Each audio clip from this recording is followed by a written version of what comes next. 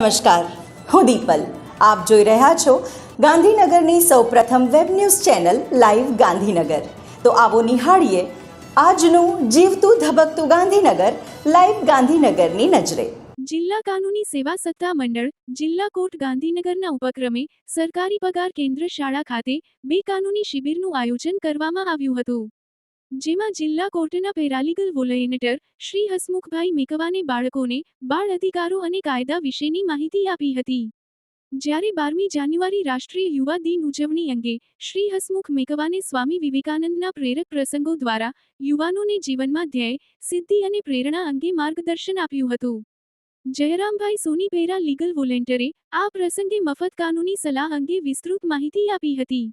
આ બંને શિબિરોમાં બાલવાટિકાથી માંડી ધોરણ 5 સુધીના 67 વિદ્યાર્થીનીઓ અને 77 વિદ્યાર્થીઓ એમ કુલ મળીને 144 તેમજ ધોરણ 6, 7 અને 8ના વિદ્યાર્થીઓ 43 અને 42 વિદ્યાર્થીનીઓ મળીને કુલ 85 વિદ્યાર્થીઓએ લાભ લીધો હતો.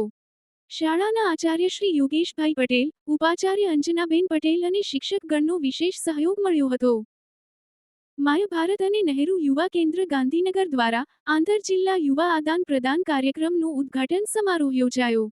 માય ભારત અને નહેરુ યુવા કેન્દ્ર ગાંધીનગર દ્વારા આંતર જિલ્લા યુવા આદાન પ્રદાન કાર્યક્રમનું આયોજન 22 જાન્યુઆરી 2025 26 જાન્યુઆરી 2025 સુધી ગુજરાત વિદ્યાપીઠ રાંધેજા કેમ્પસ ખાતે આયોજન કરવામાં આવેલ છે, જેનું 22 જાન્યુઆરી 2025ના રોજ ઉદ્ઘાટન કરવામાં આવ્યું.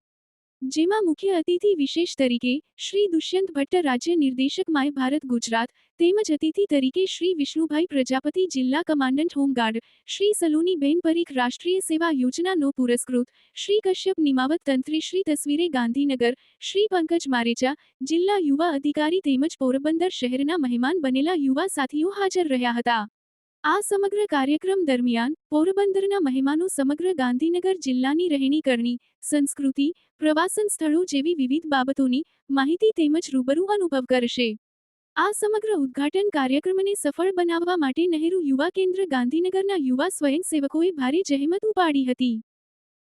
તો દર્શક મિત્રો, આપે અનુભવ્યો ગાંધીનગરનો ધબકાર. આપની આસપાસ બનતી આવી જ ઘટનાઓની જાણકારી અમારા સુધી પહોંચાડવા માટે સ્ક્રીન પર દર્શાવેલ નંબર પર વોટ્સએપ દ્વારા અથવા ઈમેલ આઈડી પર મેલ કરીને આપ અમારો સંપર્ક કરી શકો છો. ધન્યવાદ.